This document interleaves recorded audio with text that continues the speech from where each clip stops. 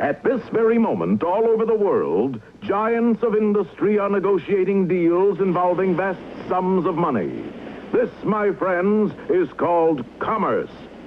So you see, JB, buying Amalgamated Steel for $13 billion would allow you to make more safety pins than any of your competitors. It's a deal, BJ. Do you have a pin? Here you are. Not pen, pin.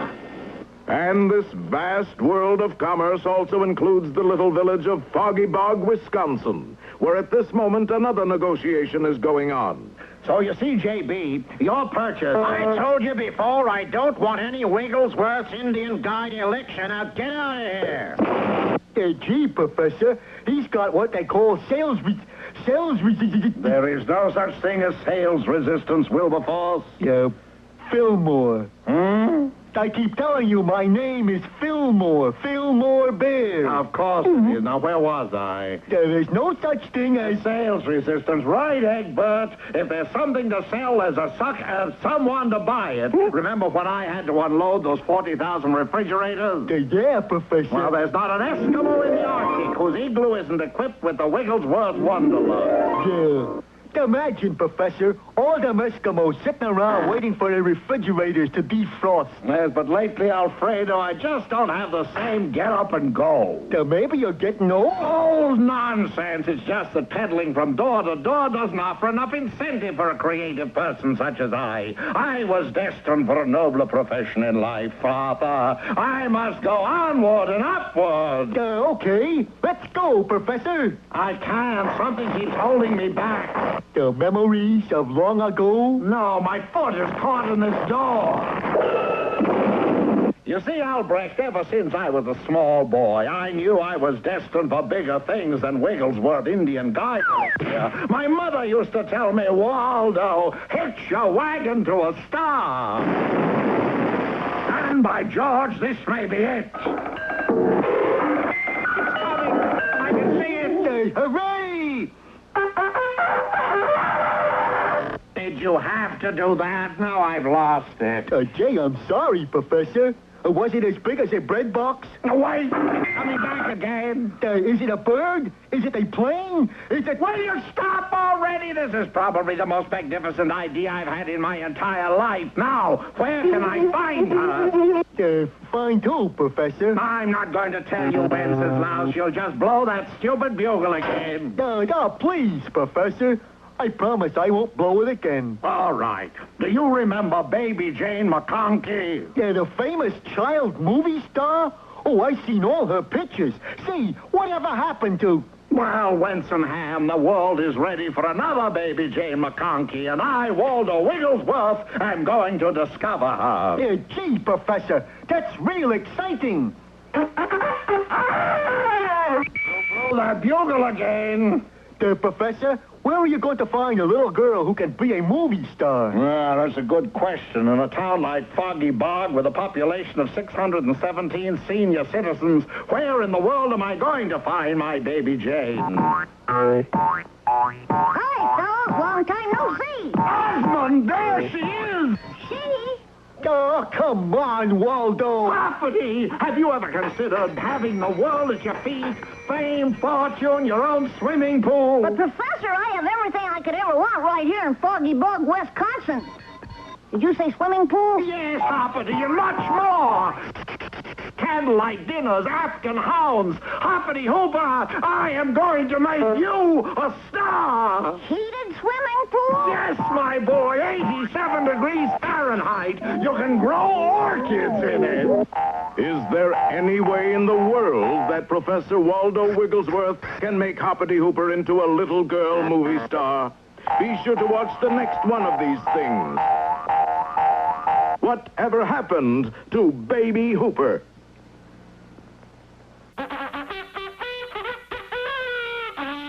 Well, here we go, kid. Back to the land of situation comedy. And all the news that's fit to see. Doctor, lawyer, private eye. Package shows that sponsors buy. Ratings go up, ratings go down. But TV ghosts are always around. There'll be another one along soon on the next episode of The Adventures of Hoppity Hooper.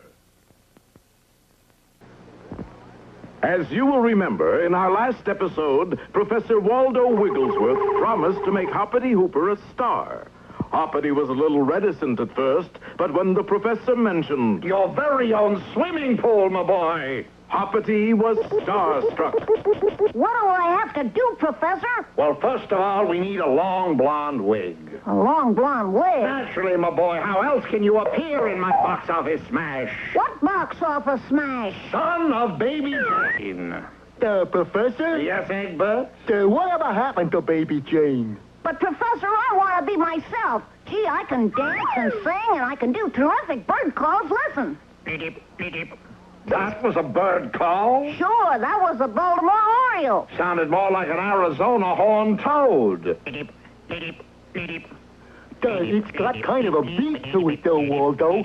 Listen.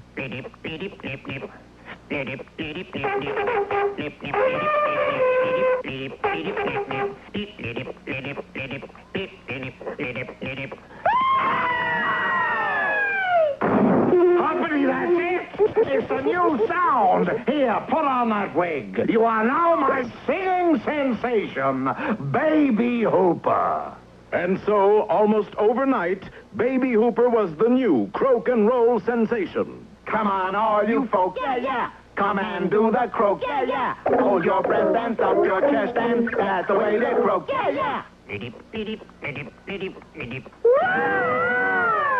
Teenagers all over the nation picked up the new sound almost immediately.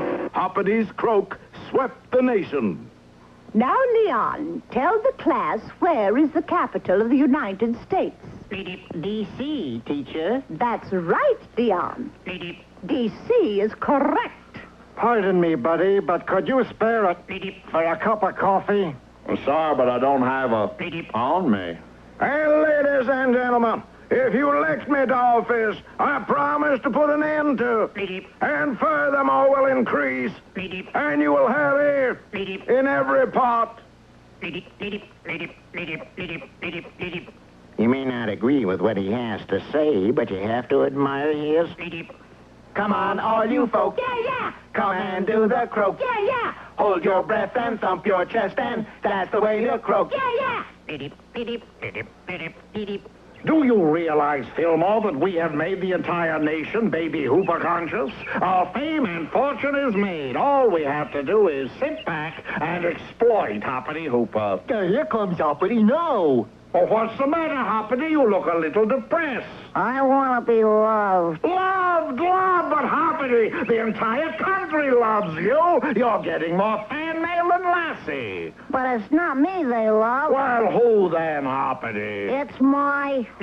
I'm nothing but a new sound. Life is but a sound, Hoppity. A poor player who struts and frets is out upon the stage, and then is heard no more. It is a tale told by an idiot, full of sound and fury, signifying nothing. Well, can I get rid of this blonde wig? The wig? The wig that's part of your image, Hoppity. That wig is a symbol. What do thousands of people do when they see that gorgeous blonde wig? They go. Yes, it's amazing, isn't it, Fillmore, how people become affected by a fad? First the twist, then the mashed potato, and now the croak. Well, old friend, I'm certainly glad that we have the intelligence not to be affected. Fillmore? Fillmore! Not you, too! Why, this is the most... Don't tell me that you're affected by my image, Waldo. Shut up, boy, and hand me that wig. Will Waldo get back his voice? Has the whole world gone? Tune in next time and see, pardon me, but your image is showing. Or turn in your wig, Waldo. I'd know you anywhere. In our last episode, if you will recall, everyone was doing the croak. Come on, all you folks. Yeah, yeah. Come and do the croak. Yeah, yeah. Hold your breath and thump your chest, and that's the way to croak. Yeah, yeah. Even Waldo was doing it. Come on, all you folks. Yeah, yeah. Come and do the croak. Yeah, yeah. Hold your breath and thump your chest, and that's the way to croak. Yeah, yeah. The whole world had gone croaky. The only one who kept his wits about him was Hoppity Hooper. Waldo Wigglesworth, you have created a monster. Needip, needip, needip. Waldo Wigglesworth, I'll never croak again. Waldo, Needip.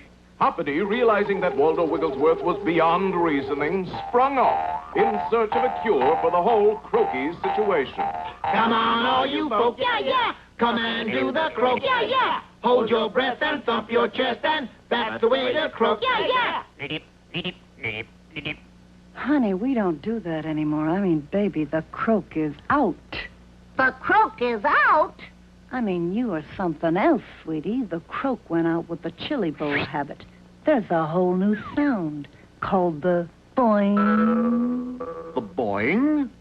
Boing, boing, boing. What did she say? She said boing. Boing? Boing, boing, boing. Boing, boing, boing. Come and do the boing. It's not hard to learn. You grab your goil and take a twirl, and then you do the boing. Boing, boing, boing. And sure enough, the croak was out, and the boing was in. Everybody was doing the boing. Come and do the boing. It's not hard to loin. You grab your goil and take a twirl, and then you do the boing. Boing, boing, boing. Then I can go back to my own sweet, lovable image. Just plain Hooper. Poor Waldo Wigglesworth. Did you say Waldo Wigglesworth? Where is he? Boing to me. Well, Oh, come on, take me to him. but... I just knew he was near. His magnetism is drawing me to him. But we're going the wrong way. Professor Waldo is over there. Oh, Hoppity, my boy. I know this is going to break your heart, but...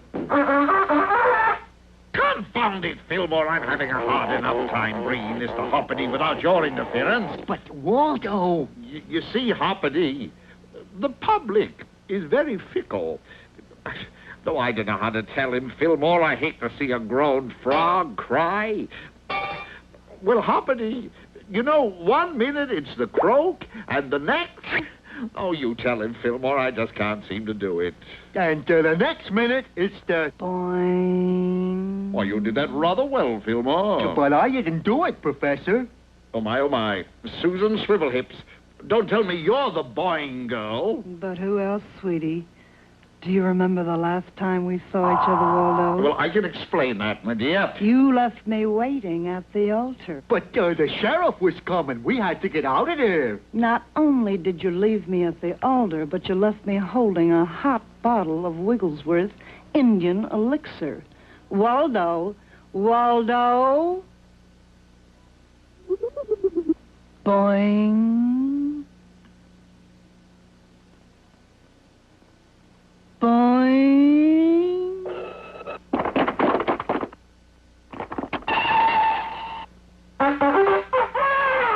Why in heaven's name did you have to blow that confounded bugle? Because you were standing on my foot.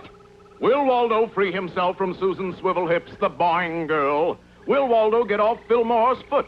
Will Hoppity become just another teenage croak? You'll see all this and more in our next episode, Laugh and the World Laughs With You, Croak and You Croak Alone. Or, a boing in the hand is worth two in the bush.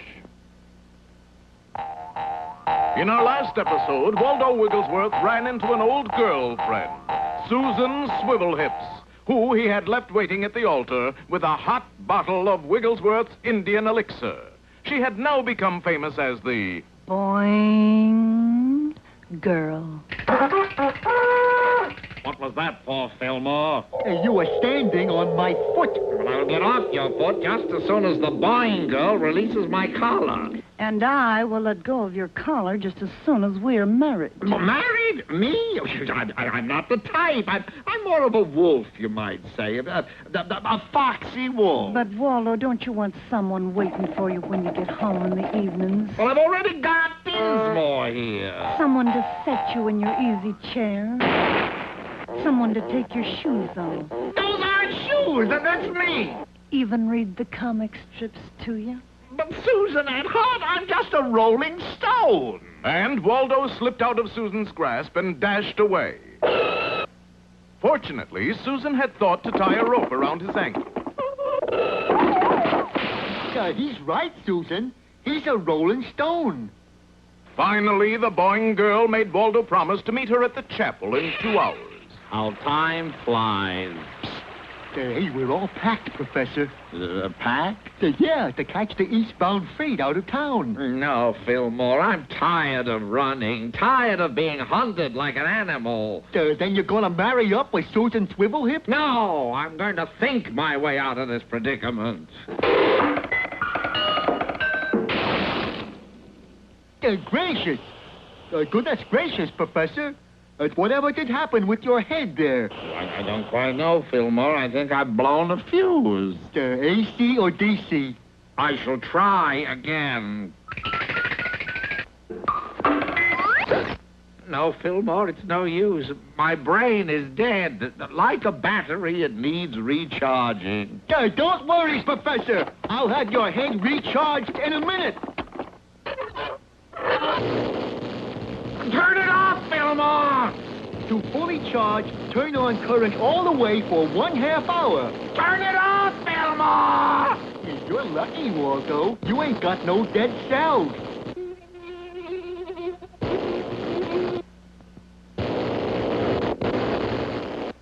Gee, Professor, it's good to see you back to your old self again. Beep, beep. Turn it off, Fillmore! Beep, beep, beep, beep. Oh, there you are, Waldo. Come on, we'll be late. We can't keep the preacher waiting. Beep, beep. Say, you really must be nervous. You look positively blue. Red. Yellow and green. Turn it off, Fillmore! I heard the happy news, Waldo, and I want to be the first to congratulate. Turn it off, Fillmore! Hold on there. The Professor! He's himself again! Susan Swivelhips, Hoppity Hooper, do you know what you've got? A gold mine? A veritable gold mine? Hoppity, what do you do? I croak. And you, Susan, what do you do? I boing. And that's it! A croak and boing-a-nanny. A croak and a boing-a-nanny. A croak and a boing, a nanny. Certainly, you've heard of a hoot nanny. Well, look what they've accomplished with just a hoot. We've got a croak and a boing. So Professor Waldo Wigglesworth, Croak and Boing-a-Nanny became an overnight sensation in every college in the country. Hush your croak, little darling. Hush your boing, oh my dear. Hush your croak, boing, little darling, 'cause your daddy is here. Didn't I tell you I was a star maker? Yeah, Professor. You sure did. Turn it off, Fillmore!